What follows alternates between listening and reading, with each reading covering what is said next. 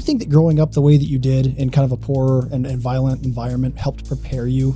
Yeah, for sure. All through my life, since I can remember, from 8 years old and on, it was nothing but chaos. All I wanted to do was get out of my town. All I wanted to do was have my own money. All I wanted to do was like build my own life. The second that I found jiu-jitsu, I was like, this checks all the boxes. I can fight people. The chaos was very familiar. And as I got older and I saw the opportunity to go actually fight, I eventually got out of my town and I started building a decent life for myself. And I didn't want to look like the poor kid. I didn't want to be the failed person in life, you know? You know, something that happens with a lot of people who grow up in homes where there's abuse and addiction and things like that, there's like a proverbial coin toss that happens. It's either 50% that they're going to repeat the same behavior in their own life, or they're going to go radically the opposite direction. You're obviously a tremendous example of someone that went the opposite direction. Do you credit jiu-jitsu for that? Do you think that's what made you break the cycle, or would you have done that on your own without jiu-jitsu? Yeah, it's a good question. I definitely credit jiu-jitsu to making me get through a lot of things in my life. I don't know if I would have had that same support if I was playing team sports with a different team every year, and I never went to college. So it wasn't like I had college sports to look forward to. So what would I end up doing?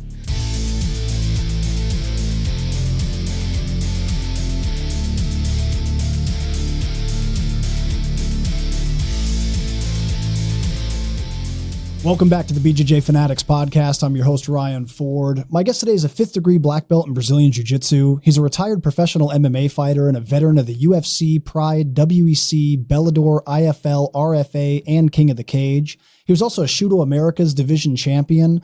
In grappling competition, he's a 2-time Midwest Jiu-Jitsu champion, an ADCC Superfight champion, a Submission Hunter Superfight champion, and also a Gracie Nationals gold medalist. In 1999, he was also an international Pan Am silver medalist. He now runs his very own successful academy in Crystal Lake, Illinois, and he has 12 affiliate schools scattered across the country. He also runs his own submission-only tournament called the Jeff Curran Invitational. Ladies and gentlemen, it's my pleasure to be joined today for the second time on the show by Jeff Big Frog Curran. How are you today, Jeff? I'm great, man. Thanks for welcoming me back and having me on. It's been a while, but I think last time we talked, I was in Cocoa Beach, Florida. Yeah, that's right. Yeah, you were doing one of your camps, one of your retreats. Yeah. That's awesome. Well, it's great to have you back. It's been, about 4 years. I think that was 2021 that you and I spoke last. You have been up to a lot since then. In fact, as I read your introduction there, last time you were on, you had 6 affiliates. Now you've got 12. You got a new tournament you're running. You're still doing the camps. First question, Jeff, what kind of coffee are you drinking these days? You got a lot of energy going on. You know, it's weird because I kind of, with the exception of my retreat and kind of building my affiliation a little bit, I kind of got used to being a little more comfortable and finally learning how to enjoy retirement from MMA. Even though it took me 9 years, maybe around the 6-year mark, I started feeling like, okay, I can dig this a little bit, getting away from that grind. But, recently I reignited that work or that desire that I have to build stuff and build things up, and I started working on my invitational. So that's been consuming me a lot. And although it's fun, it's a lot of work. And at times I feel like maybe I should have not done it, but it's all good, all said and done. That's great. Well, I definitely want to explore that with you because I know that the invitational is something you're putting a lot of effort into, and you just did your first event in September. Congratulations on a successful event. I know the next one's coming up in January. Before we get into that, though, there's something you said there interesting I'd like to zoom in on, if you don't mind. You were talking about the idea of kind of getting used to being retired from being a professional fighter. That's something that comes up a lot, especially with guys who reach really high levels of MMA like you did. There's a rush, there's an adrenaline rush, and there's a sense of identity that comes with being a professional fighter for as long as you did. What were some of the big struggles that you had initially when you decided it was time to hang up the gloves, and how have you coped with those since then? I think there's a few, I think everybody deals with some of the similar things, but other people, we all have our kind of our own unique things, I think, that make us struggle with it. First of all, I don't miss injuries, and I don't miss some of the like major setbacks that you have to, or those hurdles you got to jump. Although that challenge is part of the drive, it's exhausting. And as you get older, you're just kind of like, man, it'd be nice to not have to kill myself today. But for me, it was how I spent my time. It was the majority of my day was segmented out. So even though I might have a few hours between a practice or whatever, I knew another training session was coming. So I made use of that time to get business stuff done, to try to recover a little bit, or to work with one of my fighters or someone like that. So the biggest struggle for me was, I think, what do I do with my time now? But the biggest like letdown to me of having to retire is that I felt like there was more to be done.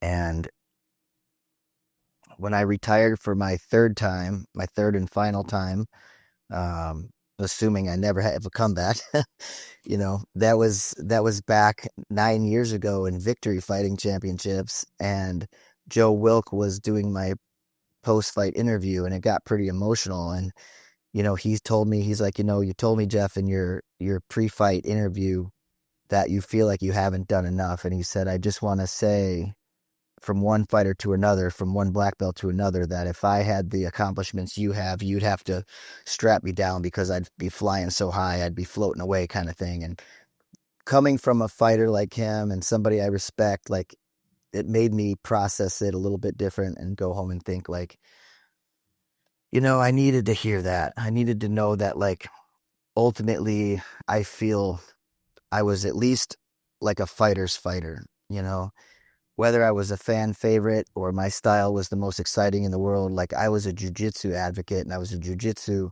representative, and I was a fighter's fighter. People from the old school days, and even some of the more modern guys leading into kind of today's era that are maybe on their outs, I know that if they've watched me fight, they respect me. And, I think that means a lot to me.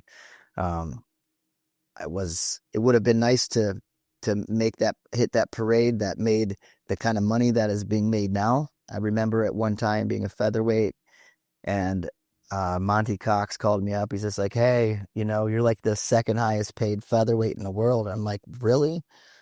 I'm only making $8,000. Like, and now then next thing you know, you see somebody who's ranked number one in the world, and they're making at least hundreds of thousands. And if they're in the UFC and they're a contender or a champion, they're obviously in the millions with the deals they're in place. So I kind of missed that by just a short margin. So that's a little rough, especially when I still have like I wouldn't say medical bills haunt me anymore, but I still have like injuries and chronic issues from things that happened that, like, I still go see a doctor for. I still go and check up on, and it cost me money and stuff like that. So would have been nice to make a little bit more money, but all in all, it's all good. Yeah, no, I understand that. I think one of the beautiful but also harsh things about being a professional combat athlete is that the highs and lows that you go through. Like, when you're playing, not to take away from team sports or anything, but when you win a championship or when you lose a game with a team, both the good excitement and the sting of defeat is kind of dispersed among the group, right? Whereas in combat sports, your wins are completely yours and your losses are completely yours. And it's there's not really a whole lot of room to distribute that sting when you lose, or obviously the euphoria when you win. I can imagine that reaching high levels, becoming a champion of several different promotions, and fighting on huge stages like you had, that euphoria has to be hard to walk away from. And we've seen that from a lot of fighters. They miss that. They miss the glory of getting in there, putting it out there on the line. You and the other guy, you win. The crowd's going nuts. Your family, your fans, your friends. That's got to be something that's hard to walk away from too, I imagine. Yeah, it's definitely not easy to walk away from. I think like back years ago, I don't know if you remember, Jens Pulver did a documentary called Driven. Yeah. And he was just talking about, like, the struggles in his life and the things that drove him. And it was a really good film. but he's like, I never became famous. I became popular. I think that was like a line he had used in that documentary. I want to say that's the way it went. It wasn't reversed. It had to be that. But like, I never set out for, I guess, the glory of it all. It wasn't, but I did set out to represent jiu-jitsu.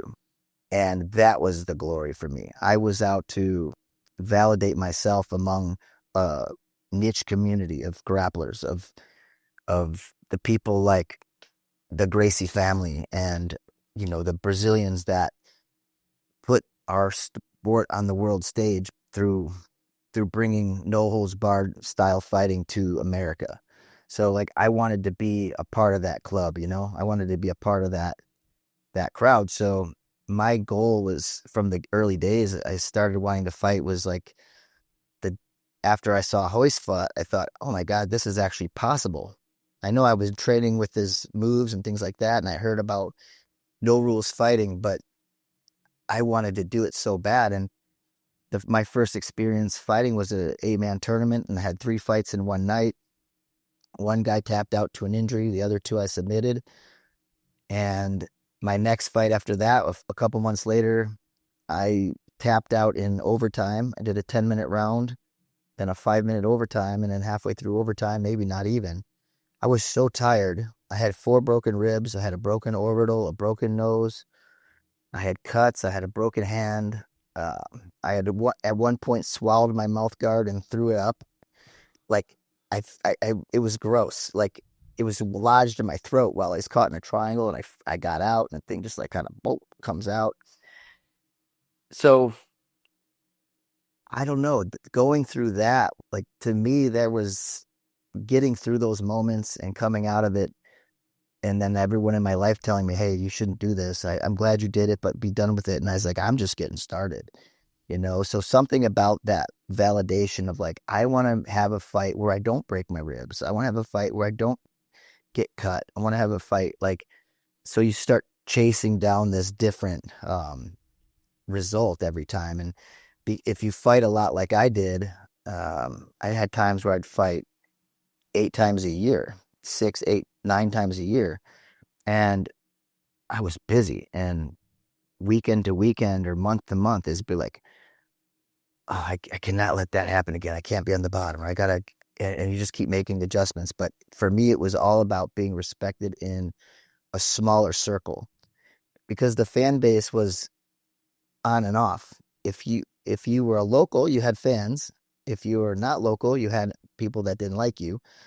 And they were always small venues. So as the time went on and the stands got bigger and the lights got brighter, I know there was bigger shows when I started, but when I got to that point where I was valued enough to be on those bigger shows, then I start having a taste of that. And then it's just like, okay, now I'm validated.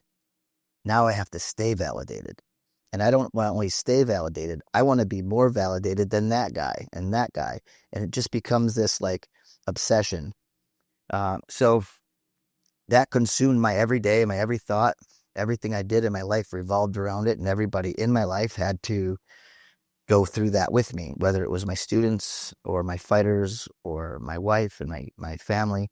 They all felt the enjoyment of it, but it never lasted beyond that night, because they knew, and I got another fight on the schedule, and they go right back to being nervous for me. They go right back to being worried about it. So it was those are the things where like, I wouldn't change it for the world, but I also don't know if I could ever go through it again. Like that, as I got older and the frontal lobe, like once it starts to mature or whatever, you start going, this kind of makes me nervous. I don't know if I could do that. I know I could fight in the street, and I know that if I had to, I could do it. And if I booked a fight, I would go through it. But it's just like, it's crazy to think, because when I was younger, I was fearless of it all. I was just ready to go. Yeah. Jeff, what you're describing is a very common theme I've seen amongst the top guys in jiu-jitsu and also MMA that I've talked to over the years. And it's the pursuit of perfection and the constant, you described it perfectly. It's the constant seeking of improvement and progression in every performance, and finding the things that you, even if you had a great performance, finding the little details where you were off a little or where you missed something to not do it again in the next one. And that can be a great motivator. It can also be something that consumes people if you're not careful. And I know that once a lot of guys are retired and done fighting, there's kind of that void that exists. Like, man, what do I do now? Like with this, because you have this drive in you to constantly be progressing and improving and chasing that perfection. Like you said earlier, there's always something more to be done. So it's nice that you've been able to find things to pursue with your time, like your school and like this tournament and the camps that you do. There's something else you said. You mentioned that validation was something that seemed to be a big motivation for you. Is that something that you've had within you your whole life, do you think? Or did that only start when you started fighting? Good question. It's probably been there my whole life. I grew up very poor, and I grew up very unfortunate for compared to, I wouldn't say all of my friends, but most of them. There was a couple others that didn't have a great situation. And we were maybe sometimes at times closer than the other friends, but most of my friends, like I had a good friend who, like, they had, everyone in their family had nice cars. Everybody, they were my neighbor, and they all had nice cars, and they had money, and they had, took vacations, and seemed like the perfect happy family. My family was the opposite of that. Like, so when I was around certain friends, it was always like, why do I got the cheapest shoes? Why do I got the dirtiest clothes? Why is my jacket old? Or, why is this a hand-me-down? And my friends got nice new stuff. So maybe part of that comes from growing up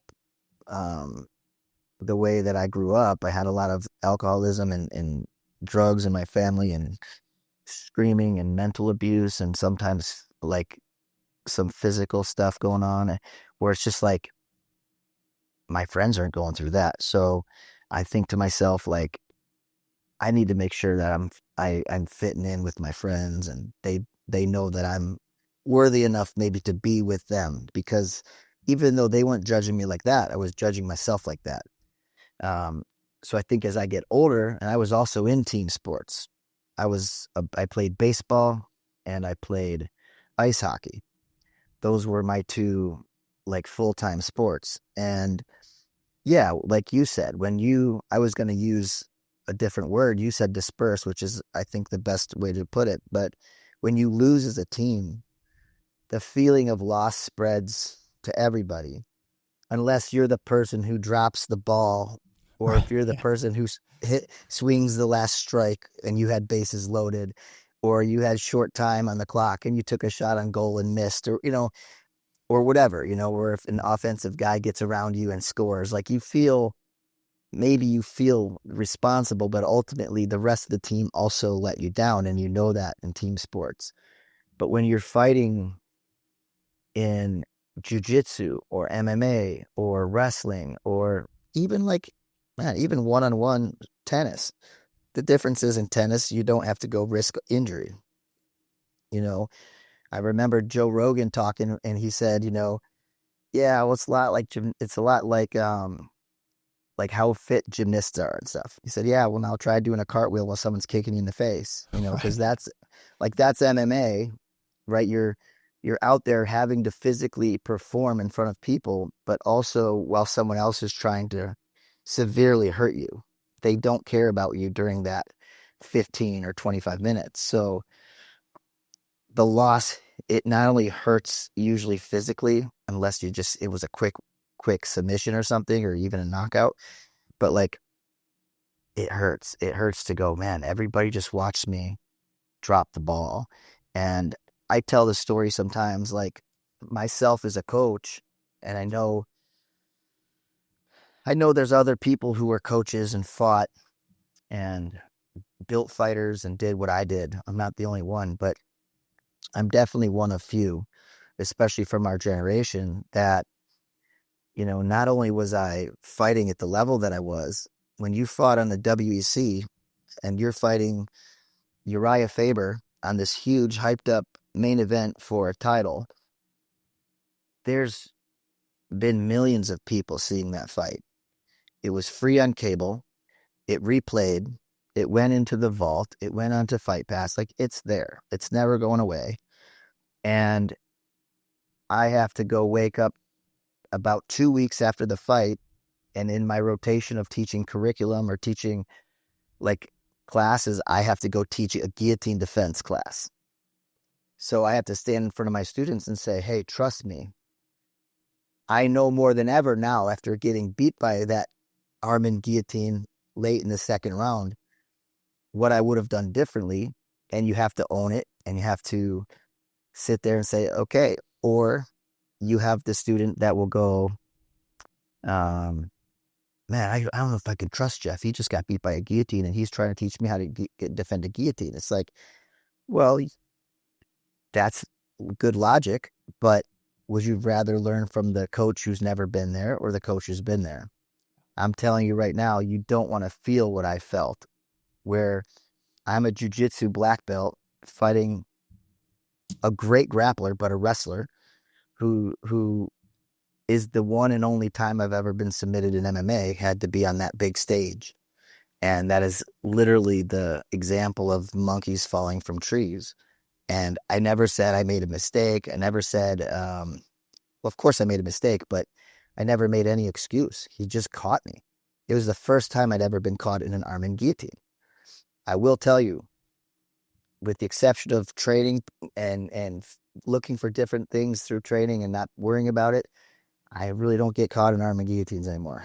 Like, it's the one thing where, like, thank God I learned it then, because, it sits with you. So I'm probably off track a little bit, but the validation is crucial to, and the distribution of loss is definitely different on the group side than it is individual.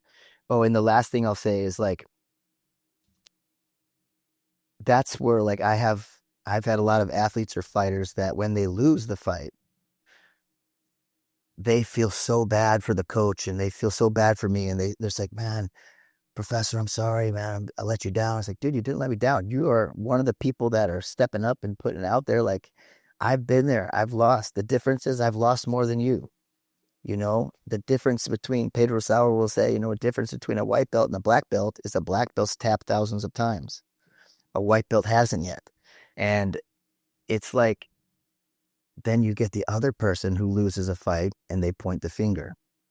They don't want to accept that it was them fighting. Why didn't you tell me they were going to go for this? Why didn't you tell me that? Why didn't you prepare me for this? It's like, man, that's life. So there's finger pointers, and there's people who cast blame, and maybe those people are used to having a team environment and say, it's not just me. We should all absorb this loss. And as a coach, I did. But ultimately, when you lose a fight, as a fighter, I have to own that. I can't be like, man, well, Pedro never showed me that technique before. It's not my fault.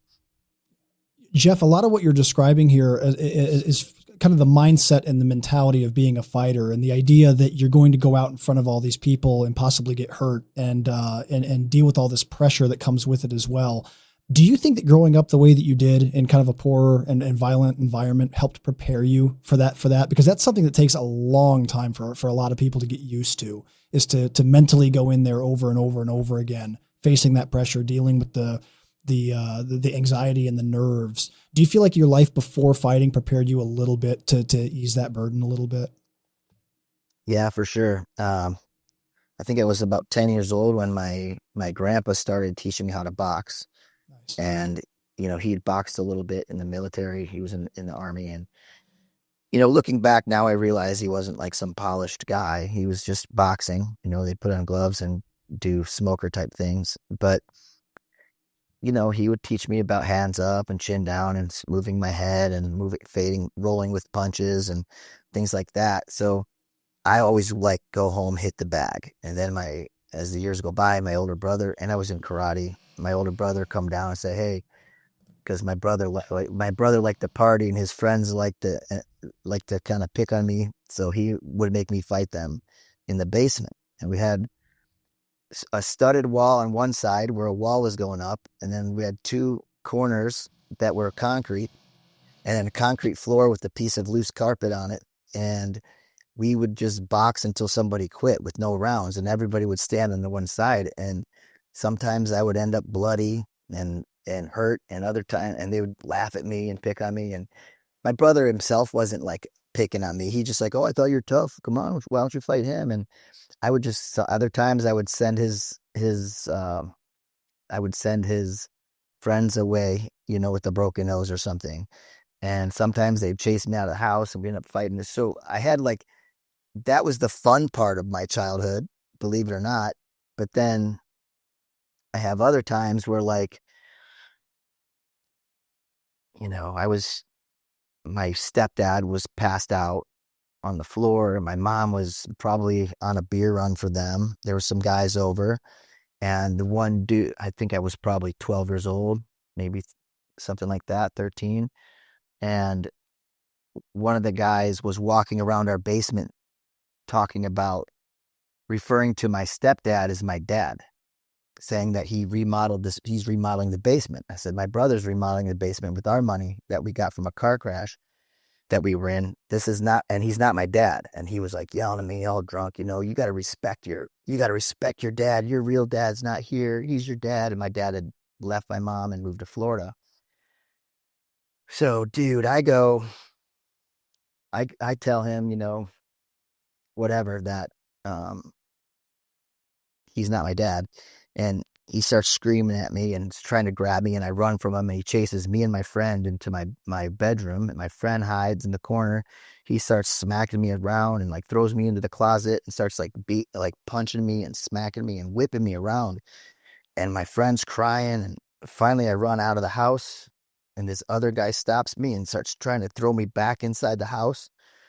So I spit in his face, and when he wiped his face, I got on my little mini bike and I drove away. Wow. And I ran to a payphone. I called my dad. I said, Dad, such and such just basically beat me up. And I was crying. And he's like, hangs up the phone. I'm like, what's going on? He must have got on the most recent close fight possible, because within like 5 hours, he was pulling into my driveway. Get in the van now. Get in the van. And we went up to the local bar, and he told me to go in the bathroom, and then he invited the guy into the bathroom and beat the shit out of him in front of me. Like, I had never seen anything like it. He was stomping him in the face and throwing him up against the wall, and there was a big like porcelain trough, and my dad was pounding on him, and I was trying to leave the room, and my dad's grabbing me and throwing me back in. He's like, you don't leave. You can't fucking leave. You watch this, blah, blah, blah. And then I was so afraid of my dad at that point. I said, Dad, I want to go home. I want to go home. He's just like, I got in the van with him, and he's like, if anybody ever puts their hands on your kids, you better do the same thing. Well, that triggered my dad, and my dad went back to Florida, got his ducks in a row, and then moved home. And he rented a house about a block away from my house. And he's just like, I'm going to be here to protect you and make sure things like this don't happen. Well, then he got sick, and a few years later he died. So it was like this weird chain of events. But all through my life, since I can remember, I think probably from 7 years old, I can remember my parents fighting. But from 8 years old and on, it was nothing but chaos. And all I wanted to do was get out of my town. All I wanted to do was have my own money. All I wanted to do was like build my own life. And the second that I found jiu-jitsu, when I was like 14 years old, just about to turn 15, I was like, this checks all the boxes. I can fight people. I can, the chaos was very familiar. And as I got older and I saw the opportunity to go actually fight, to go back to your original question with that long rant, is that I was ready now. I was like, people thought I was like because I worked hard, I made money, I got out of town, I went about 15 minutes away to another small town, but I eventually got out of my town, and I started building a decent life for myself. And I didn't want to look like the poor kid. I didn't want to be the failed person in life, So I just went to work and I made everything happen. And I think later on, people started thinking that I was some rich kid because there's a Curran contractor company in our town where there's lots of money. And I'm like, that is a wrong Curran. Like my wrong family there, you know. And but I just learned independence. I learned to be very comfortable in those moments of like discomfort, or those moments where most people will be feel discomfort. I felt very comfortable, just going. And as the more I learned about jujitsu and the more philosophy I started getting, like from Pedro Sauer when I met him, is just like, man, you just sometimes got a jujitsu life. You got to weather the storm, you know, and look for your opportunities, look for your openings, look for your moment to make them pay or make the moment yours. And that was just something that over time really started to reflect in me. And um, yeah. Jeff, I appreciate you sharing. I know it's all very deeply personal stuff, and it means a lot that you shared it. You know, something that happens with a lot of people who grow up in homes where there's abuse and addiction and things like that. There's like a proverbial coin toss that happens. It's either 50% that they're going to repeat the same behavior in their own life, or they're going to go radically the opposite direction. You're obviously a tremendous example of someone that went the opposite direction. You mentioned you started jiu-jitsu at 14. Do you credit jiu-jitsu for that? Do you think that's what made you break the cycle, or would you have done that on your own without jiu-jitsu, do you think? Yeah, it's a good question. I definitely credit jujitsu to um, making me get through a lot of things in my life. I don't know if I would have had that same support if I was playing team sports with a different team every year. And, maybe, then you get into, I never went to college. So it wasn't like I had college sports to look forward to. So what would I end up doing, with like I did with hockey is like when got to the point where I couldn't play in high school, it's like now the goal was to just play in like men's leagues and summer leagues and like late night stuff and pick up hockey and just kind of keep it going. And you just don't get the same, it just becomes fun. So I feel like in other martial arts you don't have the physical connection. You're trying to touch them, they're trying to touch you, and you're doing a lot of practice on your own. You're not always engaged. And that idea of like physical connection, of like physical resistance, just demonstrating a move sometimes and having to deal with a new demo partner or a new uke, like where they're just not smooth like the person I normally might use. And I have to make an adjustment to their resistance. It's like there's something so valuable in that because now you're connecting your mind and your physical, your mind and body get connected. And the competition side and that hard grind that we go through in jiu-jitsu, where like every day when you train jiu-jitsu as a black belt, it's a fight. There's not easy days. Maybe there's technically easy days, but everybody's trying their hardest against you. So I get to the point now where like if there's days I don't feel like rising to the challenge every for the next hour of my life, I might not even roll. Like I roll every day that I train, I roll, but there's days where I'm just like, I'm really not into it today because like every day is a fight and I've been doing it so long, but that there's so much value that comes with pushing through that and feeling discomfort and putting yourself in those scenarios.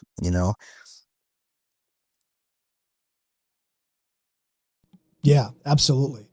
Jeff, we were talking earlier about the strong motivation and focus that you have as a fighter, and then how that really is one of the most valuable ingredients of someone that becomes successful in fighting is just that constant pursuit of perfection and doing the next thing and getting better and better.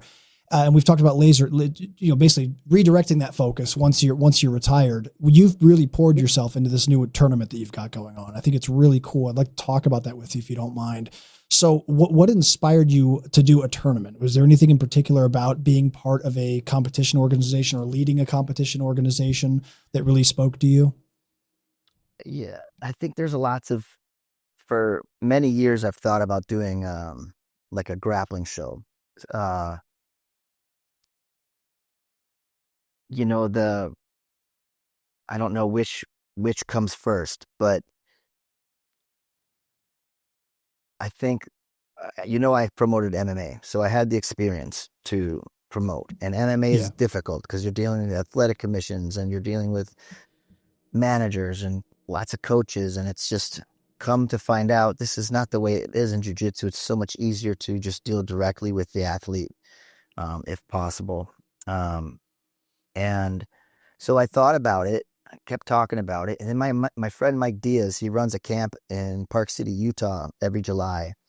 And it's called the Train High Camp, Elevation 7,000. It's just you're up there killing yourself. It's tough. And we he started doing a couple years ago. He's like, "Hey man, I want to start doing super fights on Friday after Friday's session. What do you think?" And it'll just be, because it's mainly Pedro Sauer Association people. It'd be like teammates fighting teammates from across the country and across the world. Like, man, that'd be a cool match. Let's put this guy with that guy. So I was like, man, let's do it. So we set up the tables and we put the mat down, and then Pedro Sauer comes and, addresses everybody, and we have a good sit down, and a couple hundred people sit around the mat. And then the next day we go back, we have fights. And the next day we go back to the camp. So I was like, man, it got me thinking about promoting again. I'm like, I could do something like this in my town, but I would want to, use people obviously from all over, not do an association based thing. So I thought about it then, and then I tell my kids about it. And my son Ty was just like, "Dad, quit talking about it and do it," basically. And I'm like, okay. And I went and looked at a venue and thought, okay, this could work. And they started doing math, and I'm like, if I'm going to try to build something for the athlete, how am I going to make any money to justify my time and theirs? I'm going to need to do it a little bit bigger. And if I'm going to do it bigger, I don't want to just be like every other show. I want to try to do something special. So there's a bunch of like series of events that led me to do it. But I thought about it like this. I wanted to make sure that, like, the slogan that I come up with for my event is athletes first, always. And I think what that means is that I want to make sure that everybody from the lower level all the way up to the black belt level and the higher level of competitor gets an opportunity to have that big stage experience. They get to come out and be on a showcase where it's just them and another person, and they're putting it on the line, and do all the things that I wish people would have done for me fairly when I was coming up, and be the person there. So all that kind of stuff triggered me to go, maybe I'll give it a shot. And I just kind of dug in. I started, thinking about, should I call it the Jeff Curran Classic? Should I call it? I had a couple other names that I was going to use that were more generic. And then I started thinking about it, and I'm like, man, I see the Craig Jones Invitational, for example. You've got all these like amazing athletes and such great matches, but it's being sold on the gimmicks. It's being sold on this weird, almost like disrespectful to jiu-jitsu kind of comedy skit, in my opinion. Like, so I don't know. I got to the point where I was like, that the jiu-jitsu world might need that too. And I love EBI. I love ADCC. Fight to Win is on there, like probably the 300th show. There's Polaris. There's a whole bunch of shows they're every weekend. There's shows. So how can I be different? Well, yet to see. But my attempt is to be the organization where athletes feel favored. I don't want to be the one big 16-man tournament that has a big payout for one person, and that person never gets to repeat that moment for a few more years because there's only so many shows and only so many weight classes. I want to be able to provide that big opportunity, but I want to have like consistent shows where I can go, man, I remember that guy was like a high-level white belt, took on a purple belt and ended up beating him in overtime. And now he's getting ready for his brown belt, and he's getting ready to fight on a black belt for a title or something. Like, I want to build people up. I don't want to just grab the biggest well-known guys in the world and give them money and have them just feel accomplished. I want to take the person who deserves opportunity to become that as well. So everything, all those boxes are the things I'm trying to check with that. My first show, we had 27 matches, I think 19 submissions, something like that. Super exciting. I had some cool matchups like Caleb McAllister, who's like a seasoned vet in grappling, taking on Josh Neer, who's won a lot of submissions in MMA and in the UFC, and but he's also famous for knocking people's teeth out, you know? Yeah. The dentist. And, yeah. Yeah. Right. So like, it was a cool matchup.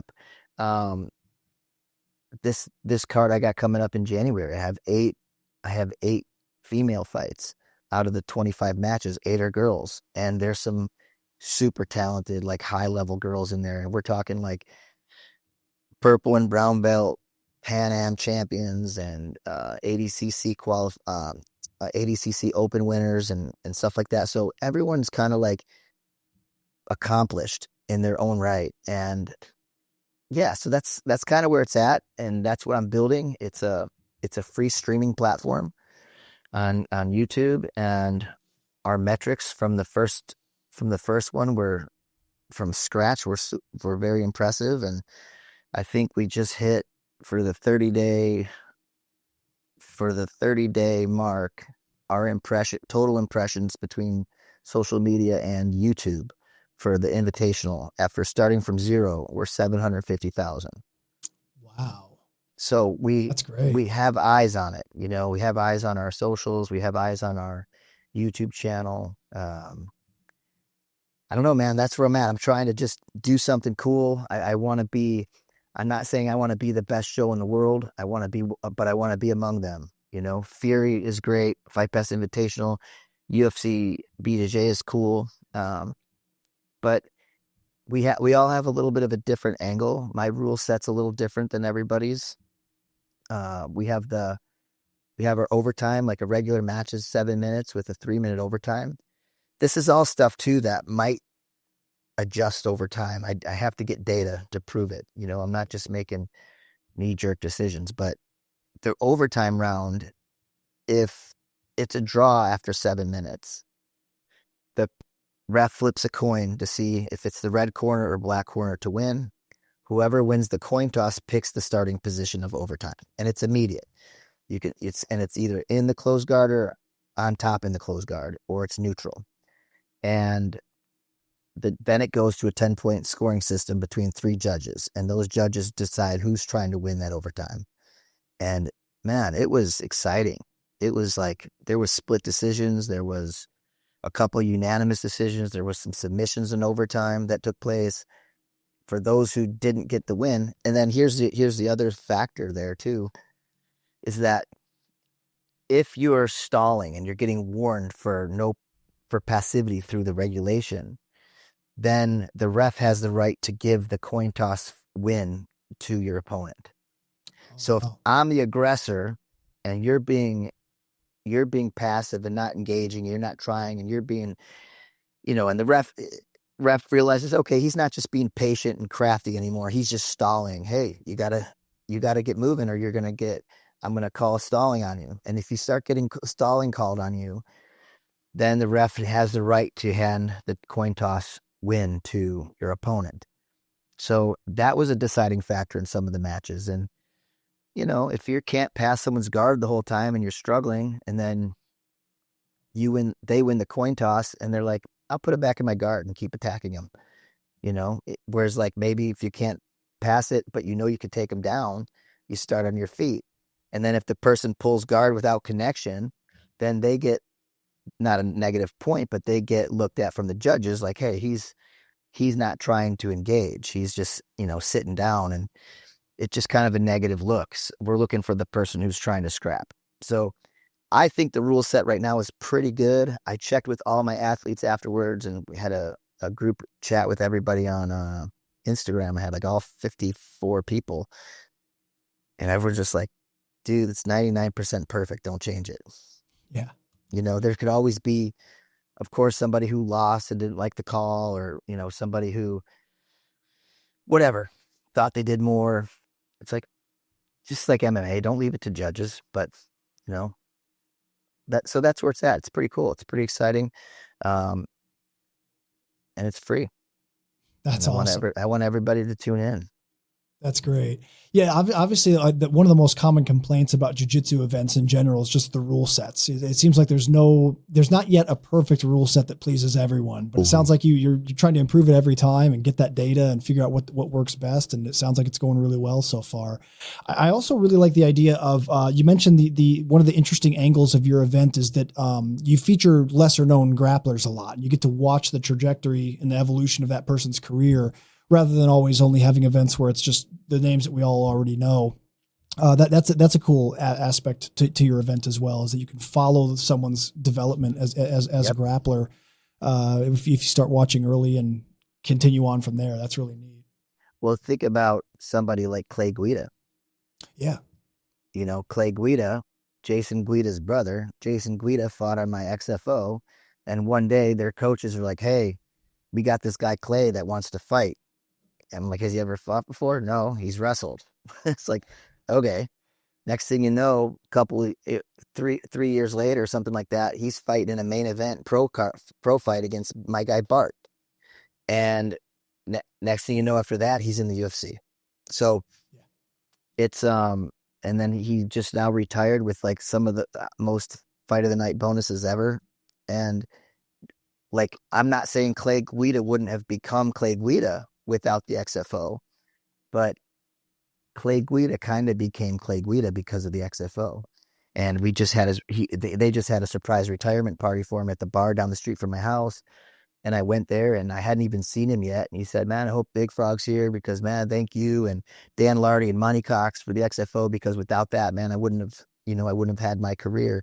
So it's like, they're exciting matches. Like, I don't care if somebody, I think the second match of the night, the first match of the night was a blue belt and a purple belt. A blue belt of mine from Williamsburg took on a purple belt from Joey Deal's academy. And they went into overtime, and it was, I think it was overtime, but it was a scrap. And it was a great match. The second match of the night was two white belts. One guy drove all the way up from Kentucky, which is quite the drive. I think it took him probably, I want to say 6-7 hours to get here to fight a guy at my gym who's an Army recruiter. And another scrap the whole time. Was just, you would have never known they were white belts if we didn't announce them as with their rank on the tail of the tape. It was just a good match. And then I had this blue belt kid, Kai Saturno from Georgia. And that's the other thing, bro. We're not local. I had two guys from Utah. Remember, we're in the Midwest. We're in Chicago area.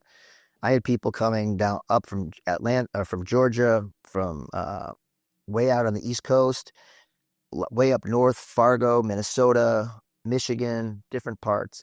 And this kid, Kai Saturno, came in from, I think he's like from Gainesville, Georgia.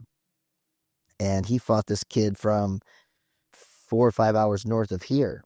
So here they are, literally 20 hours apart where they live. A blue belt kid, 18 years old, taking on a seasoned black belt. And I like this black belt, Ben, that I met because I saw him teach at a charity event. And I offered him a shot at a match. And then the black belt match I had for him kind of wasn't panning out. So I said, "Hey, I got this kid. I rolled with him before. He's super slick. He's tough." And this kid, Kai, caught him in a flying triangle, like early on in the match, like a minute in. And his dad and Pedro Sauer put a purple belt on him that night on the stage. So that was a huge moment for him. And now he's fighting another black belt, the guy who fought Joey Deal for the title and lost in overtime, Timmy Carpenter. So like, there's just cool stories, and it just can't be, get me all the top guys and everybody else has to go, spend all their time in grappling industries and competing in IBJJF. And if you want to compete 10 times a year in jiu-jitsu, you better be ready to spend a couple $1,000s, and that's only if it's local. You got to be ready to spend 10,000 if you're going to travel. You got to buy an airfare, a couple nights hotel, your entry fee. My goal with my invitational is to put on 20 to 25 matches, have the first half or so be up and comers and prospects, and then just start and some veterans, people maybe that aren't full-time competitors, but you'd love to see how some of those local matchups happen, some local rivalry, which gets the crowd going. And then some of the big fights that really matter to where I can build my champions and stuff. Yeah, so it's going to be it's a project, and it's, like I said, it's not perfect, but me being an athlete myself, I can put them first, and I could say, let's tell their story. I don't care if he's a blue belt who just had a loss and doesn't compete much. Let's see why jiu-jitsu helped this guy come in to become the best version of himself and lose 100 pounds and never done anything like it. And now he's up on this big stage in front of 1,000 people and tens of thousands of people around the world watching the stream, going and putting down the line in the big stage. That to me is something cool. That is very cool.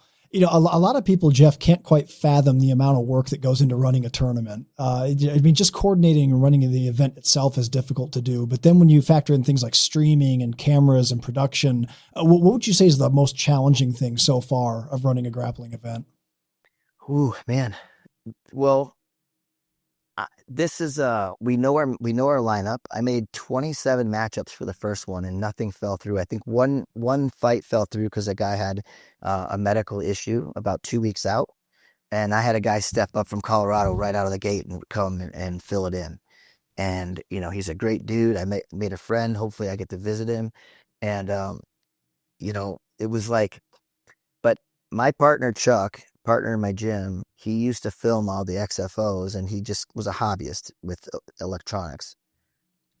He had sold all his stuff. He got rid of all of it. He was kind of stressing going into it. I'm like, look, man, it doesn't need to be perfect, but we need to film it, and I don't want anyone else doing it. So I got him, and then my student Alexa, she's a big influencer for another company online, and she's very good at lots of the production, like run of show type stuff. So I put her and Chuck to talk, and I said, hey, I want to do this. And Chuck was a little stressed out. And I was like, look, guys, we're going to get through this. And I just kind of sat and I typed up minute to minute how the show should go. We need to make sure we're here. I mean, dude, I've cornered over 1,000 fights in my life. I've had 100 fights myself. I've sat through thousands and thousands and thousands of productions in my lifetime, entrance, fight, walkouts, and I get to see it all. So I kind of got an idea. I hired a production company to bring all the equipment. This guy came in kind of like, hey, we're gonna do this, we're gonna do this. I said, nah, just like, let's listen to Chuck. He's done this before. And it just went off without a hitch. People were saying, I mean, it could have been like, we have improvements from our first stream. Like maybe we need one more moving camera. Maybe we need a better fixed angle, but maybe we need to sync the cameras up a little bit better as far as like contrast and brightness. But man, everybody was messaging me like, dude, this is one of the best streams I've seen. It was awesome. It just moved quick. So I have a small team of like really capable people. And then I hired my referees. I called Mark Vives. Mark is like one of the most decorated master competitors in IBJJF. And he was like one of the top seeds in Master 4 middleweight, I believe, maybe lightweight now. I said, Mark, I want you to be like my head technical ref. And then I got Rob Hines, who's been reffing MMA for 30 years. And he works for the state of Illinois. My other friend, Mark Wallen, who's a purple belt in jiu-jitsu, but refs professional MMA for the last 10 years for the Illinois state. And a black belt, Bernie Mbuyog, who owns an academy, and she wants to get into reffing. So she's been training to be a referee, and she's a black belt. And so like, okay, you guys are my refs.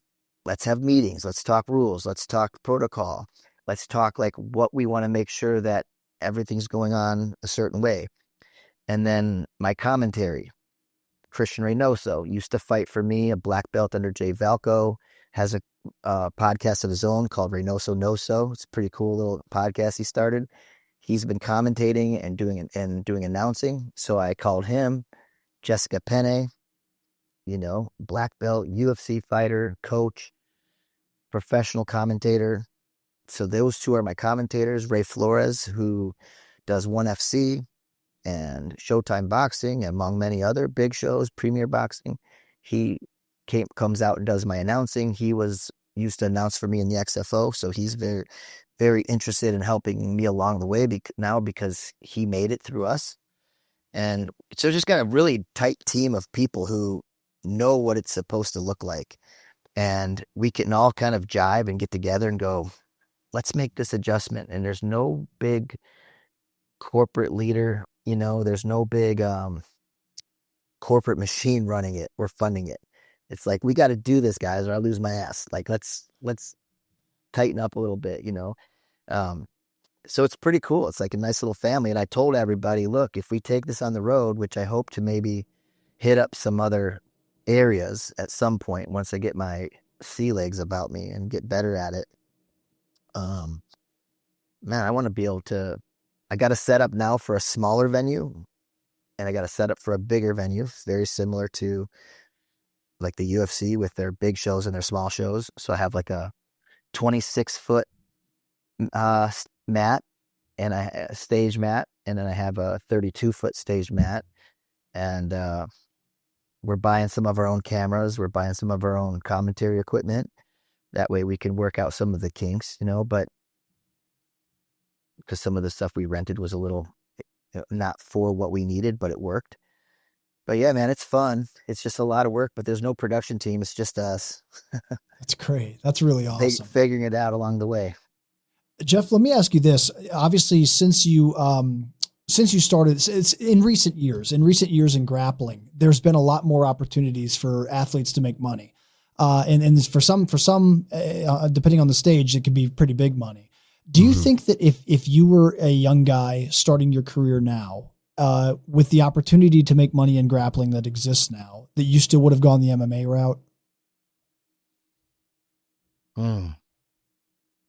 It depends on what my first few years of training were, because when I got introduced to jiu-jitsu, it was because of the no holds barred Vale Tudo stuff.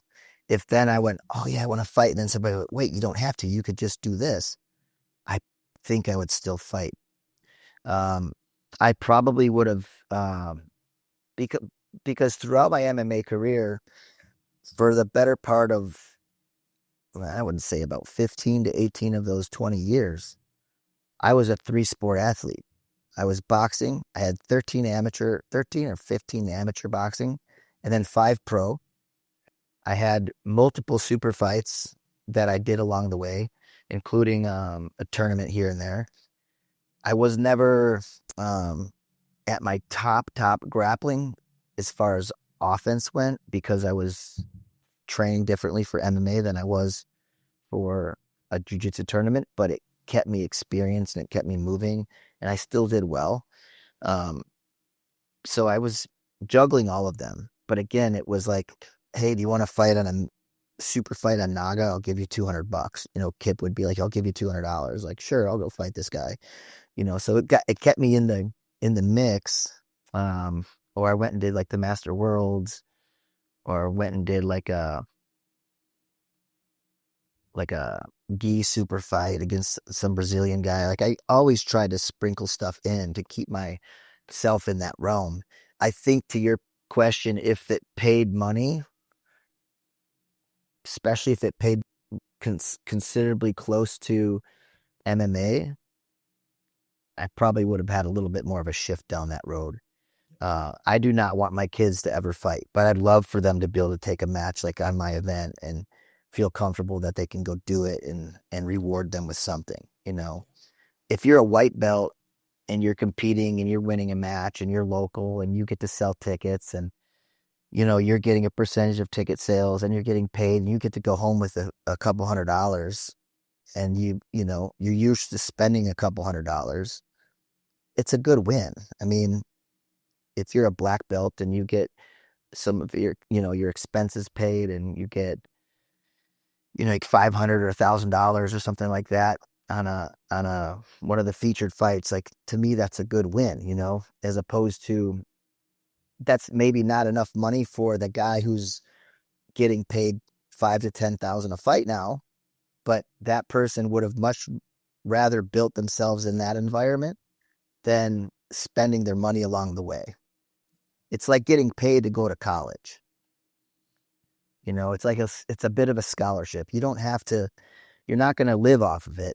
I'm not making false promises. I wrote everybody in a group text yesterday for my first group text for JCI2. And I said, hey guys, here's the percentage I'm paying. If you're going to sell tickets, you can go to fightertix.com, get your link, start promoting, but it's limited tickets on this event. It's more about the production. So if you want your fans there, make sure you tell them. But I also want you guys to know that if you need any of our metrics or analytics to help promote like yourself to go out and seek some sponsorship, hit us up and we'll get you all that information and we'll give you all of the tools through our sponsor deck that can give you the data you need to maybe secure a sponsor. So we can help them along that way as well. That's awesome. Well, Jeff, man, I really do commend you on all this work. It's a great event so far. I look forward to seeing the second one, and man, just keep doing what you're doing because it seems like you're on something really, really cool here. I appreciate it. I get excited talking about it. Yeah, no, dude, it's very exciting. It's a really cool thing you're putting together. Jeff, I don't know if you remember last time you were on the show. There's something I do with every guest. It's a game I play. It's called the Pummel. The Pummel is a series of random questions. Some of these are about jiu-jitsu. Some of them have nothing to do with jiu-jitsu. You've run through this before, but if you're down to do it again, I'd like to play this with you one more time here. Yeah, I'm curious how it would change compared to the first one. I don't remember my answers, but what are the questions for that? Let's good. See how it goes. And since you've been on, there's been several questions that are new that have been added. So this will be fun. By the way, guys, this week, the Pummel game is brought to you by BJJ Super Deals, the best source for jiu-jitsu gear online. The internet's full of cheaply made rash guards with tacky designs. BJJ Super Deals offers the best materials and offers refined designs for everybody. They've also got gis and shorts and shirts and anything else you may need. So head over to bjjsuperdeals.com and check it out. Cool. Question one, what do you think is the largest animal that you can beat in hand-to-hand combat?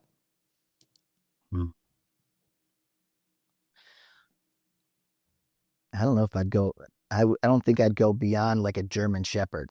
Okay, good. All right, good, cool. So you keep it realistic. That's good. Keep it realistic. I'm a smaller guy, so yeah. So German Shepherd, I like it. If you found a genie lamp and you could get 3 wishes, but the normal genie rules apply, so no killing people, no wishing for more wishes, what 3 wishes would you choose? Jeez. I would wish that those are tough. Well, I'll start with an answer about fighting. I would wish that I could have that rematch with Uriah Faber after knowing he's good at arm and guillotines. That would be my first one. That's the fighting one.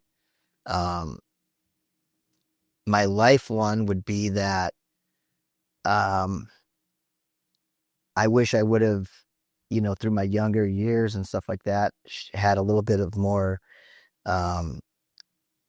understanding for what I was maybe putting my wife through, through all of my life and my choices and my attitude and my personality, and I don't even know if it was my personality, but just my everything. I just would rather wish I could have been better there. And my next one would be, I wish that my dad was still around. I wish my dad was still here to be a part of what I'm doing and meet my kids. And he never met my wife, Sarah. I really wish she was a part of things, So that would be my three wishes. Those are 3 great wishes, man. I like how you broke those into categories too. That was good. I like that. What do you think is, have you ever had a supernatural experience? I have. Okay. I have. And like, I had a moment. Speaking of my dad, just because that's where my head is at right now. Yeah. And I was in a restaurant, and I swear to God, he was there, and he was looking at me, nodded, and he did the same gestures. Like the person who I was with was like, "What are you looking at?" I go, "That's my dad." I'm like, what? Like that guy? That's your dad? I go, "No, my dad's dad." But and the guy got up and walked away, and he's just like said like, "Have a good day" or something like that, and walked by me. I'm like, I was just warm. I was like, "Holy cow, that was weird." Like Wow. I'd never seen any. Like I'd never. I don't know what it was going on in my life at the time, but that was that. And then I was laying in bed. Maybe I was just wigging out because I was on some. I was having like a sinus inspection the past couple of days, and I was laying there in bed the other day, and I just heard like Jeff. I was like, no one was home, and I'm like, what? I sat there, I'm like, oh my God, my heart was pounding. So I have some weird things have happened to me, Wow. but Was it a I familiar, def was it a familiar voice or is it just any voice saying Jeff? it was a guy. It was a guy's voice. I don't know if it was. I can't say it was like my dad or somebody, but it was like Jeff, Jeff. What? What? So come on, what's going on? What's in this? What's in this Sudafed? You know. Yeah, right. But I've had a number of things over the years where I've felt like, okay, um, actually a really big one. Now that I think about it, was when I fell asleep behind the wheel when I was 17. I worked all night long laying carpet. I took on a side job, and a snow blizzard was coming down, and I was trying to earn money as I was supposed to go out to Arizona, hook up with Megaton. We were going to go to LA. I was going to do this like little trials tournament to try to get on this like the junior side of like some US team to go to the very first Worlds in 96. So I just graduated high school, and I'm working through the winter. It's like the winter of 95 or something like that. Maybe yeah, maybe even 96, maybe to January. And I fell asleep. I was borrowing my girlfriend's dad's van because mine was broken. I was going like 55 miles an hour. It was snowing, but it's all good. And I was getting really tired. I'm hanging out my head out the window. I'm about a half a mile from their house. And it goes from 55 to 35. And I remember letting off the gas to just kind of like ease into the slower speed. And next thing you know, I'm waking up and I'm shooting off the road.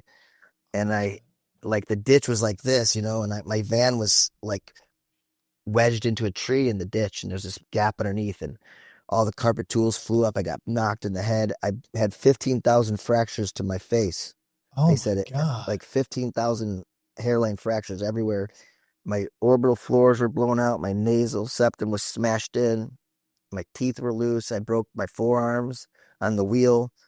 Um, and I climbed out with my elbows. I had to fall like 6 to 8 feet through the Holy window, shit. covered in glass. And remember, it's blizzarding, and it's like 4 in the morning, and I'm using my elbows to climb up this ditch. And I finally get my cell phone out, and there's so much blood I can't even see. Thankfully, there was a street light, and it wouldn't let me dial out my phone because back then it was like a little Nokia, and if you didn't check your voicemail, it wouldn't let you dial or something. It's like, so I threw my phone. Oh my God. No cars were stopping. And then this one guy stopped, and he's like, I got you. I got you. I said, it was a brand new, like silver Camaro. I was like, I'm going to bleed all over your car. He goes, don't worry. This is my friend's car. He won't mind. Let's go. Let's go. And he put me in the front seat. And then I woke up in my girlfriend's house. And I'm like, how did I get here? Like, I don't know. You were on the front. Where's the guy that got me here? They said, no, you're gone. You were on the front door, and they rang the doorbell. So somebody dropped me off there, rang the doorbell, and drove away. Whoa. So I explained the car. I went up to the gas. It's a small town. I'm like, do you guys know a guy who drives his car? Nobody knew. I'm like, and was that dude my angel or something? Because That's crazy. I was supposed to die that night, but crazy. Yeah. That is crazy. I never made Wow. it to the Worlds. Yeah, I was gonna say, yeah, yeah, it's a little bit of an interruption there, but so he didn't drop you at the hospital. You directed him to your girlfriend's I house. never told him where I was going. I remember fainting. I might have, Wow. I don't know how I could have gave directions, but also why would he just leave bleeding. I had broken ribs. I had a broken ankle. Jeez. I had a tear in my knee, like scrapes everywhere. I had glue, like the glue bucket exploded. I had glue all over me Oh my from the God. carpet glue, bro. Is the bad Jeez. Dude, that's couple. nuts. I'm glad you survived that. That sounds like that could have easily gone, that could have been a wrap. I'm happy that everything ended up okay. Yeah. Obviously I see you have tattoos. What's your first tattoo and what's your favorite tattoo? My first tattoo is on my arm and it's covered up. Okay. I ended up covering it up. I got this stupid little like kanji that's supposed to mean something like Okay. conquer, defeat, or something like that. And yeah, so that was my first one. Did you find out Uh, that's not what it meant?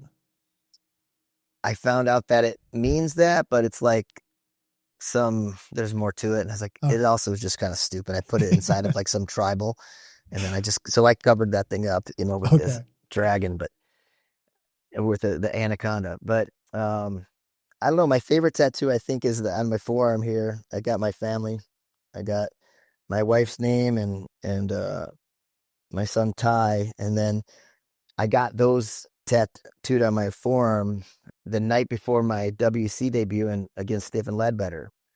I went out and got a tattoo after weigh-ins, and my wife was home with our son, and I'm like, "What are you doing?" I said, "I want her to be like, what the hell is on his arm?"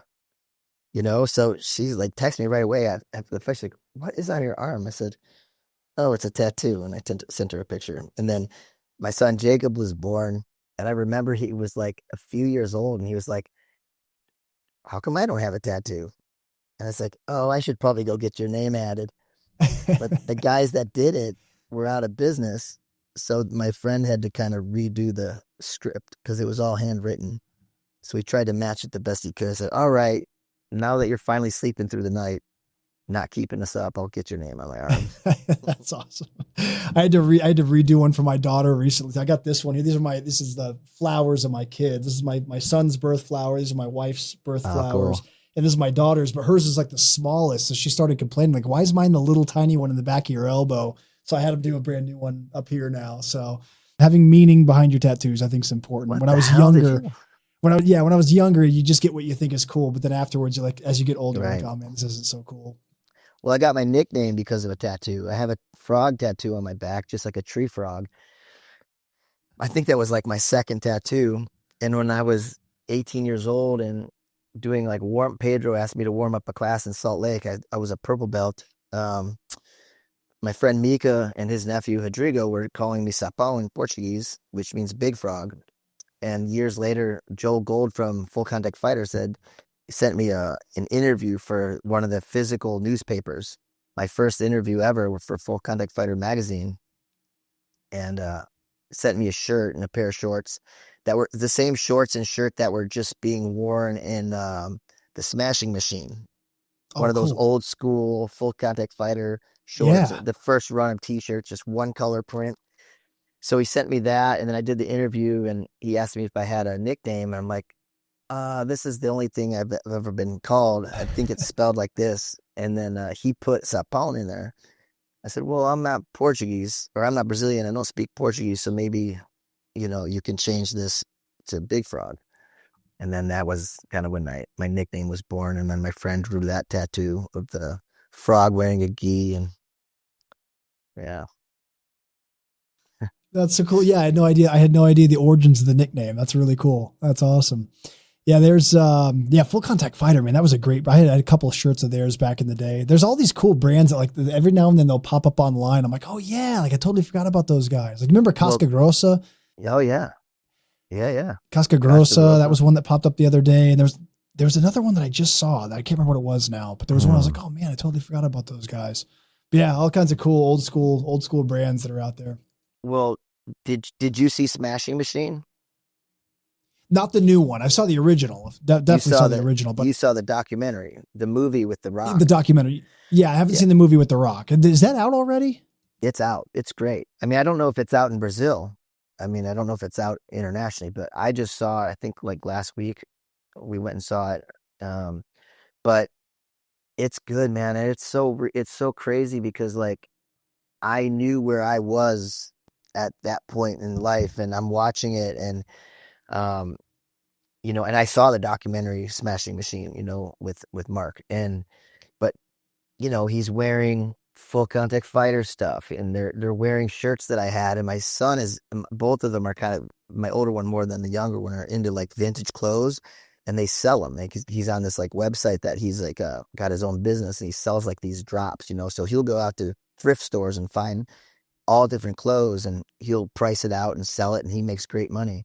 Wow. And he's like, Dad, those shirts, just like old tap out shirts. He's like, where are they? I'm like, dude, I stuck all my old laundry in heavy bags. I don't know what heavy bag and who's got it, because I sold them all and got new ones. Like all my favorite gis, all my things that I wish I would have just kept. I didn't know, even like, yeah, just all those things that you don't think about. You're like, oh, this is just taking up space. I'm never going to wear this again. And I put it Yeah. into a bag, and I take it to Goodwill, or I take it and stuff it in a heavy bag and shred it up. And now I'm going, what was I thinking? Those were awesome shirts. All Yeah. the old school. I mean, I fought in the same shorts that are on that movie multiple times, and him and Mark Coleman are wearing full contact fighter stuff, and it just is like, dude, and tap out stuff. I All know, the old school tap out stuff was so cool at the time. And, yeah, there was so many brands. There was like, yeah, it was Casca Grossa. There was, man, there was another one that I just saw. I'm still trying to remember what it was. I saw it on Instagram like the other night, and I was like, oh damn, dude, I forgot all about that. But right? yeah, I wish I held on to a lot of those too, for sure. Yeah. That's all like, Live and learn. live and learn memorabilia. What do you think is a secret talent that you have that people might not know about? Well, I'm pretty good at building stuff. Nice. I'm a good carpenter. I'm a flooring guy by trade. That's like, I grew up third generation. My grandpa taught my dad taught my uncle, kind of thing, and my brother and I, and my uncles taught us. So like I'm pretty good at that kind of stuff. I don't know. I kind of thought about this the other day, and I couldn't think of anything. I'm not very creative, I guess, like that, but um, I'm pretty good builder, unfortunately, and because then at least I can do it myself and have to pay somebody. But sometimes when people need things, it gets to be a little much. Oh, sure. Yeah. Yeah. If they know, Hey, if people know you can build, now it's like, oh man, why did I even say anything? or Yeah. flooring for sure. Yeah. Yeah, there goes my Saturday. Yeah. That's awesome. That's cool. You say that's a family tradition. That's really neat. So it sounds like, your grandfather was the first to learn that. Yeah, my grandpa was the first, and he was living in Chicago, and he had this company that had like all the Sears Roebuck companies. He had their flooring accounts. Then he moved out to the town I grew up in, Wonder Lake, and he rented a little warehouse there. And my mom's boyfriend is my dad since seventh grade, and he lived with them because the Curran family moved to Thailand for the military for a while, and he decided to stay. And my so they all learned from my grandpa, and then they taught my mom's younger brother, because he was a generation kind of down, so they taught him, and then he taught me and my brother and stuff. So yeah, we just all kind of came up working hard and making money. My uncle Ken owns a store now full time. So that's where my jiu-jitsu academy started, in the front of his warehouse. I Oh, took cool. I took one half, and he took the back half, because he needed some extra warehouse space, and that's when I started my academy when I was 19. Was inside of Kenny's floor covering. That's awesome. That's But really cool. that's how Fairtex was in Thailand. Fairtex Yeah. was like, when the textile shop would close down, they would drop the heavy bags and train, and then they'd open up for business the next day. And Fairtex, I think, was like a textile factory or something like that. Yeah. Yeah. It's still, I think it still is. Yeah. It's Yeah. always interesting to hear the origin stories of gyms. A lot of big, well-known gyms started just like that. They started kind of sharing space with someone else. Yep. Yeah, it's really neat.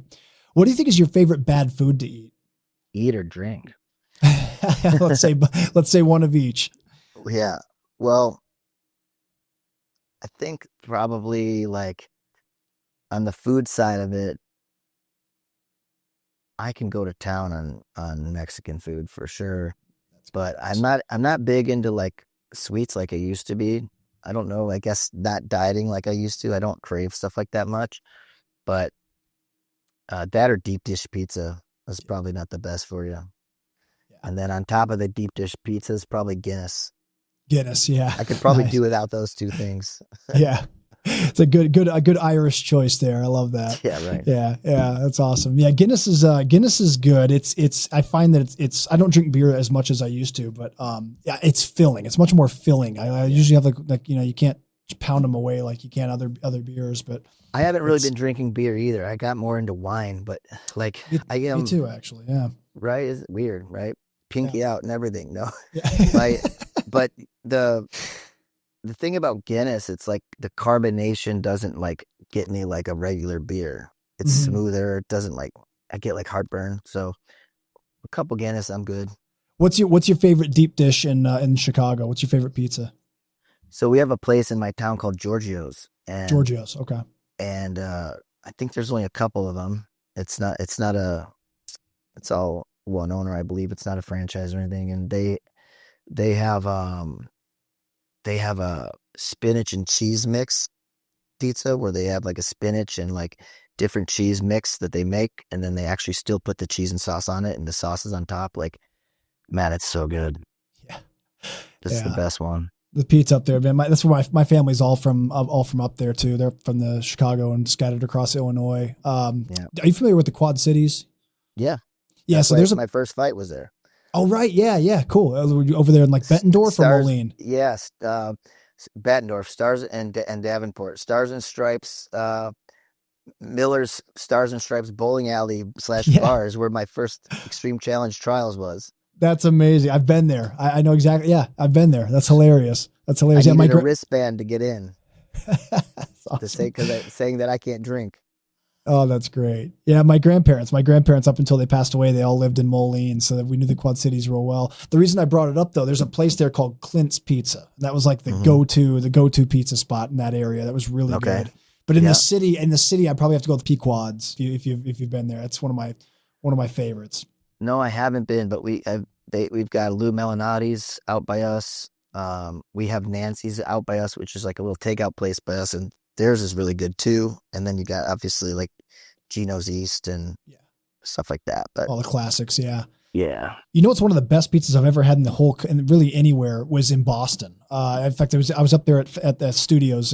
Fanatics Studios is up there in Boston, and there's the North End neighborhood, which is the real Italian neighborhood in Boston. There's a place called Regina's. And dude, Regina's had one of the best pizzas I've ever had in my life. So if you end up filming another instructional with us at the studios, drop into Regina's. It's like one of the best pizzas I've ever had in my life. Really good. Okay, cool. Yeah, when I was there, me and Dave Porter, I filmed a couple series. We ended up taking what do you call it? An Uber to from where we were staying to the Lobster Shanty or something like that. Okay, yeah. And I got like the best lobster roll ever. Is in Salem. Yeah. Yeah, and it's oh my God. They're like Connecticut style with the butter just poured on it. I was like, dude, get me out of here. I'm gonna have like 3 of these things. Oh my God. Come back like 10 pounds heavier. Yeah. Holy cow. Yeah, there's such good food up that way for sure. What's your most hated food? What's something you cannot eat no matter what? I don't know. Unfortunately, I don't have much. You know, the only thing that I can't like stand is like most things I can eat. I think like the only food I've ever been completely disgusted by when I was a kid, I thought it was a dessert and I started eating, like it's like a pickled herring. Oh yeah. Like in a jar, but it came like with this creamy sauce. Okay, yeah. And all the fish was gone, but the pickled herring white stuff was still in the jar. Like the cream, yeah. The cream stuff, it looked like mayo. I thought it was like frosting or something. Oh no. And I took a big spoonful of it and I was like, oh man, dude. So yeah, instant regret. Yeah. Oh, dude. Like, other than that, unfortunately, I eat anything. I'm like a garbage disposal. That's so good. Nothing grosses me out, really.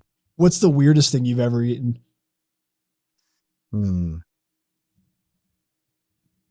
I think the weirdest thing at one time was like when I had the chicken hearts at the Hadigios, when we go to the churrascarias, Yeah. you know, that's like probably something I normally wouldn't eat, but you know, I've had it.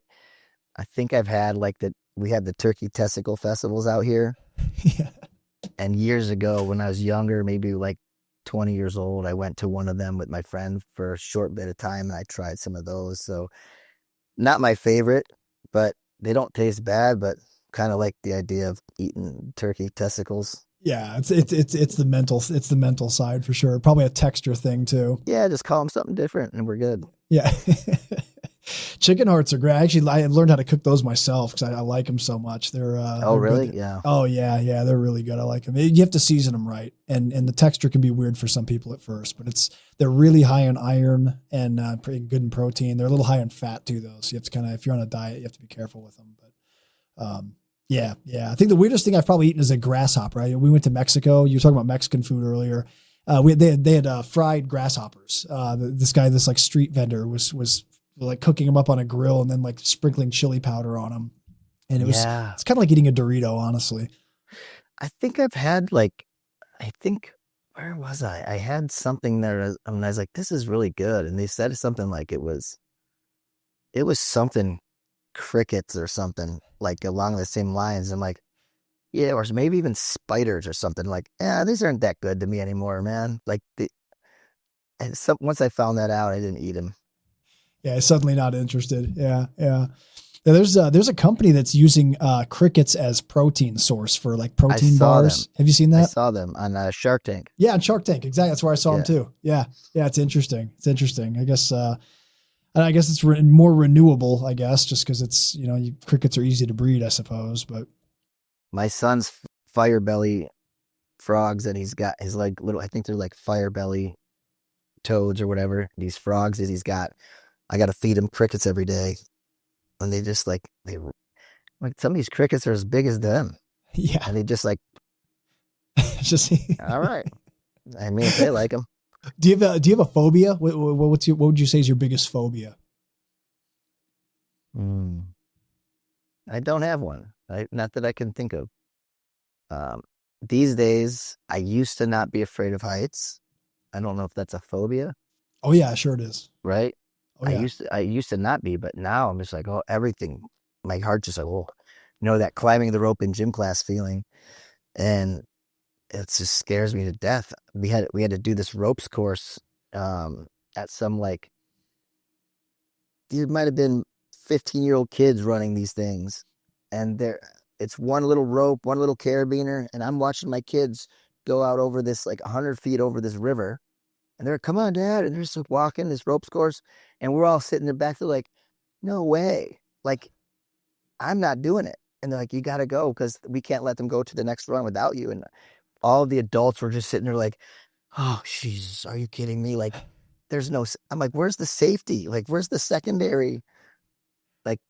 These kids were like, no, man, go.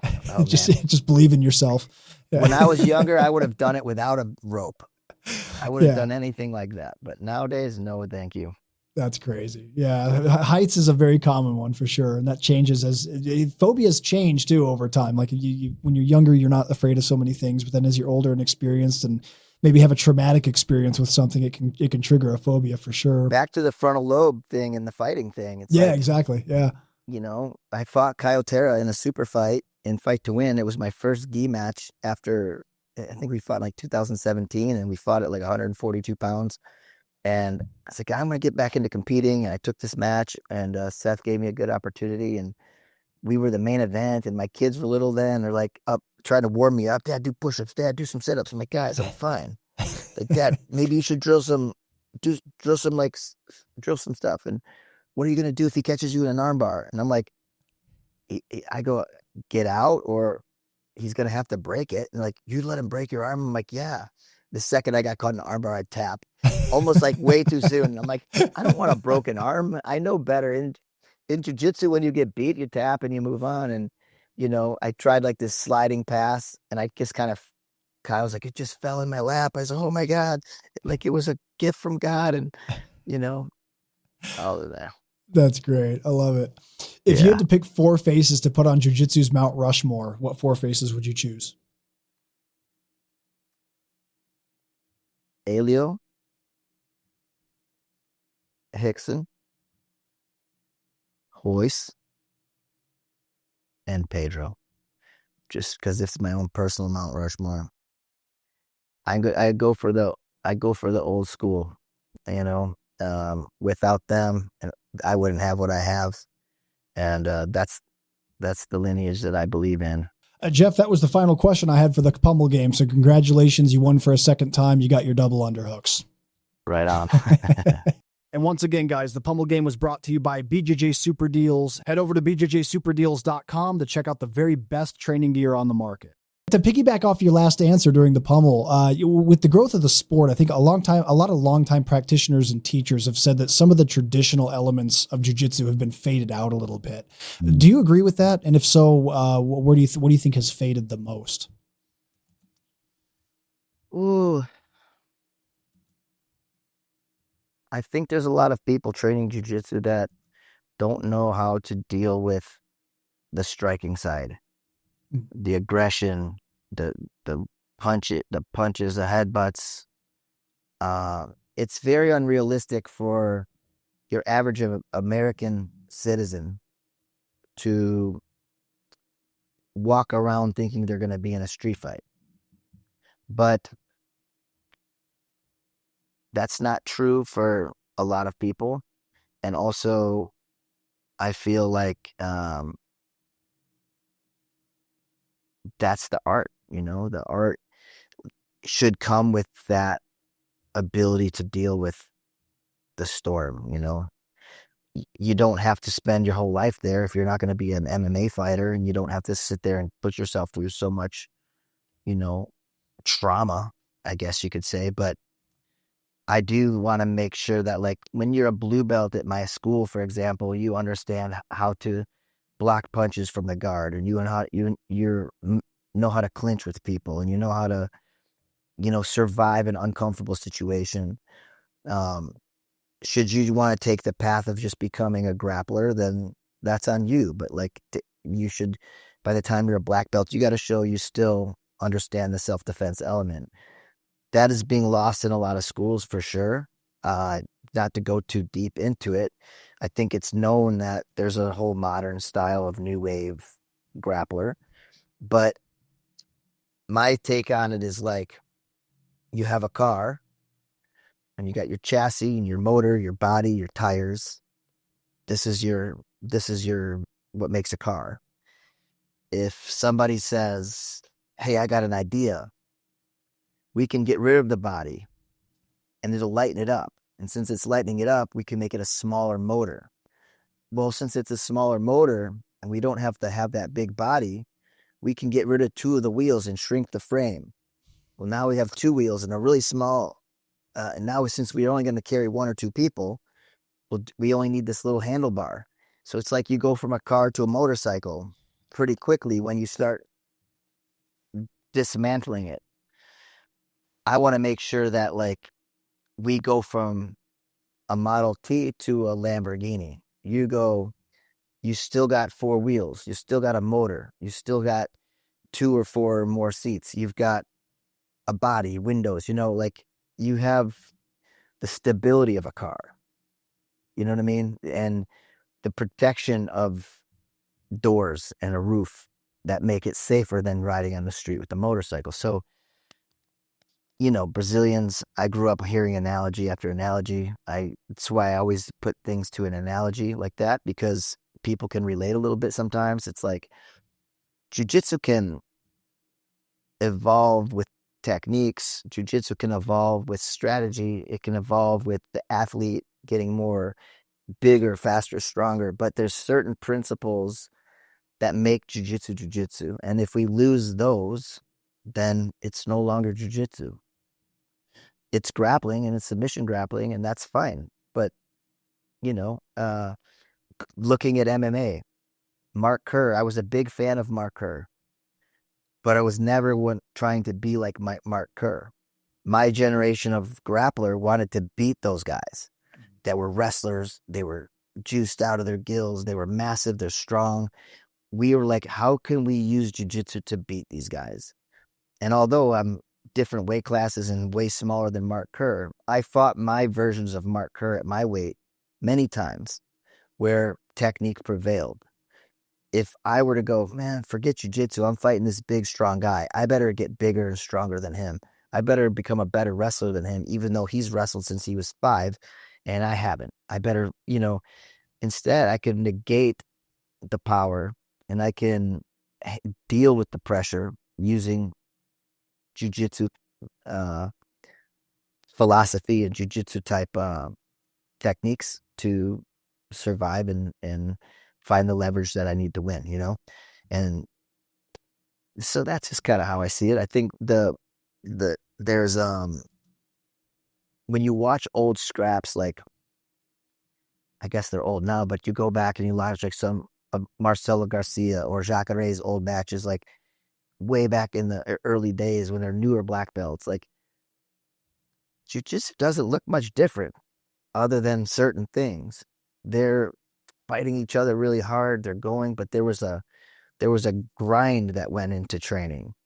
And maybe some of that's being lost. It's always like this, let's train smarter, not harder mentality. And you're getting these I call them like the jiu-jitsu nerds, like, and I mean that with all the respect in the world, like very wise minded thinking. And I think that's really good. That's a jiu-jitsu mentality too. So I take someone like Michael Musameki, who's super dangerous and nobody can beat him right now. But I remember in the first UFC BJJ match, he in between I think the second and third round, Cobrinha told him, he said, "Man, forget about the legs. You have so much more jiu-jitsu that you can be throwing at this guy."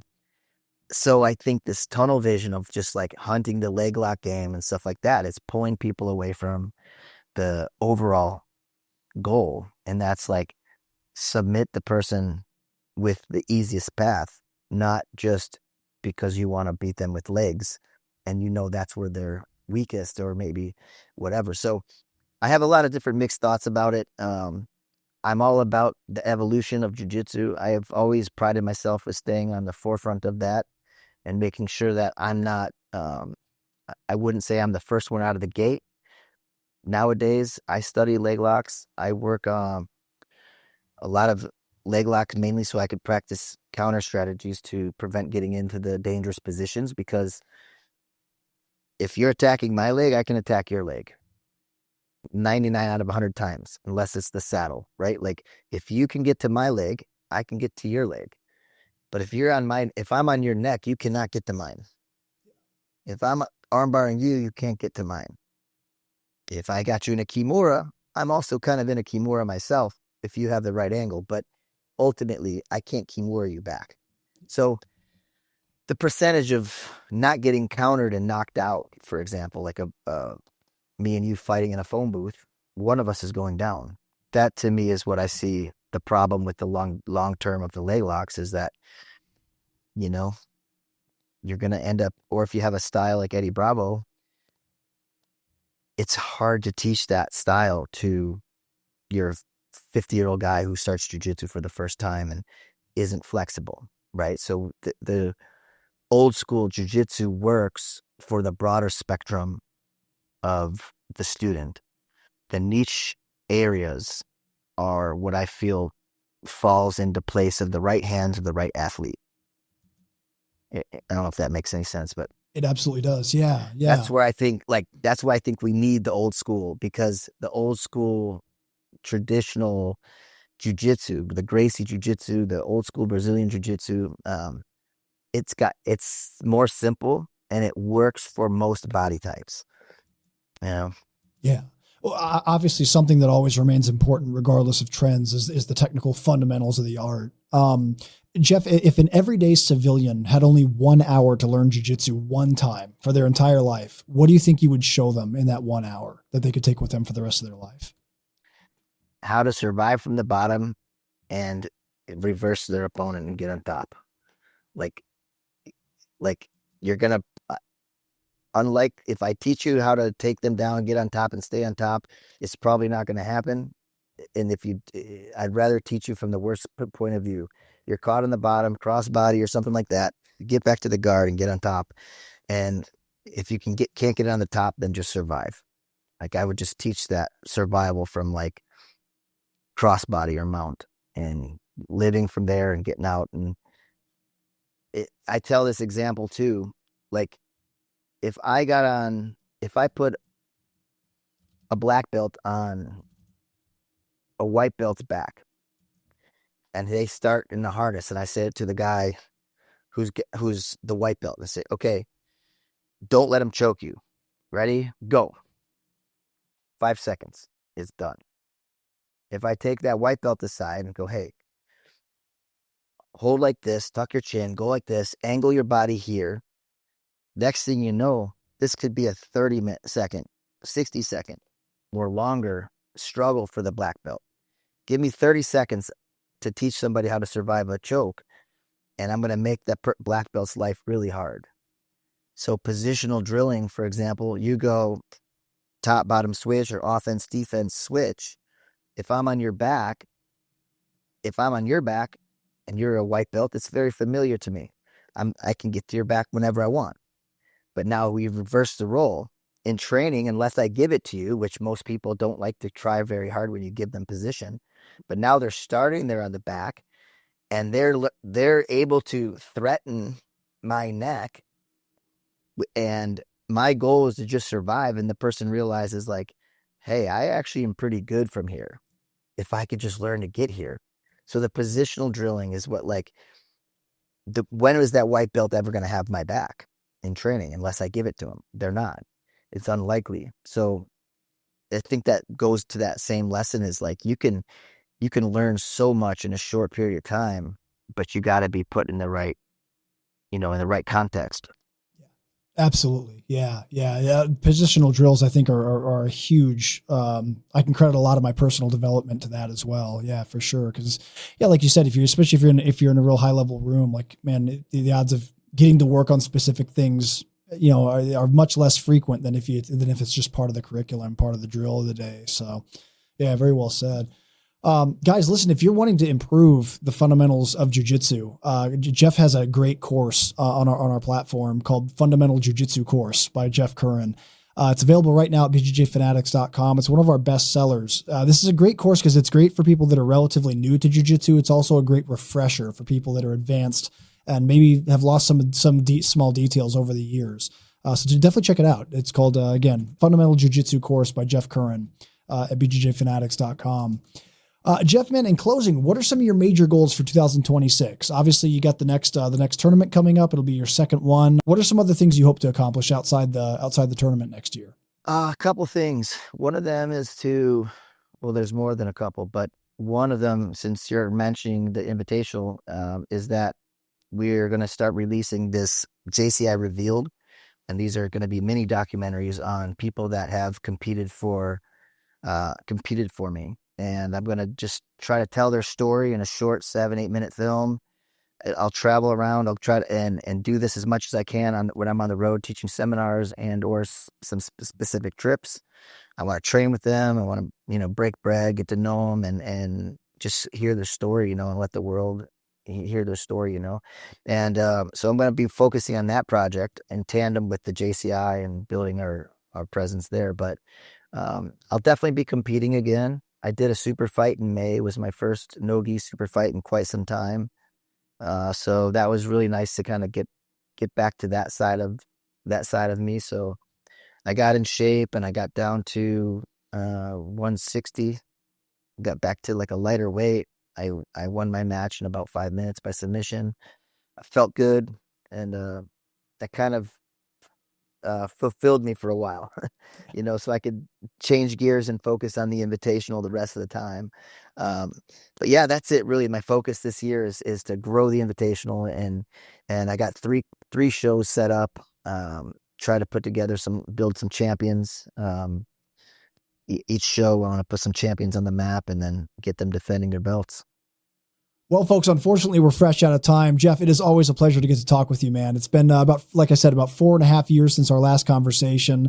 It's been great catching up and hearing all the cool things you've been up to since then. I also appreciate you really opening up about your personal story today. I think that a lot of times hearing those kinds of things for people out there listening can be very valuable in their own life. So thanks for being an open book, and you're always welcome back on the show anytime you'd like to come back. I appreciate it. It was great, and anytime. Excellent. For anyone out there that wants to keep up with Jeff, it's real easy to do so. He's active on Facebook. It's Curran Jiu-Jitsu Academy. That's the name of the page. You guys can follow there. For Instagram, he's got 4 different options. You can follow his personal page, which is Big Frog BJJ. His academy is Team Curran BJJ. And the invitational, the tournament, is Jeff Curran Invitational. And then he's also got BJJ Retreats, which is another page you can follow. He does these annual and actually I think it's more than just once a year that you do these, isn't it? These retreats down to Florida. It's been just every year, but now this year I did a second camp in Destin that we just finished up in mid-December as well, or mid-September. Awesome. So next year we might do another one of those. Awesome. Excellent. Well, guys, yeah, make sure you guys are following BJJ Retreats on Instagram to find out when the next one's going to be.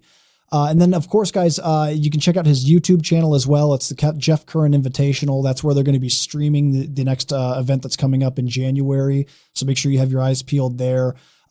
His website is teamcurran.com. That's where you can get information about his schools and everything else he's got going on. If you guys are ever traveling through Illinois, drop into Crystal Lake, get some training in. He's also got 12 other affiliates around the country. So wherever you're traveling, try to drop in and get some training. If you can't make it to Illinois to train with Jeff, you can learn from him anywhere in the world here at BJJFanatics.com. We talked today in depth about his instructional fundamental jiu-jitsu course, which is available right now. It's one of our best sellers. He's also got a few other instructionals as well. So check those out at BJJFanatics.com. And that's going to do it for this episode, everybody. I really appreciate you tuning in. Please stay tuned for the next episode of the BJJ Fanatics podcast.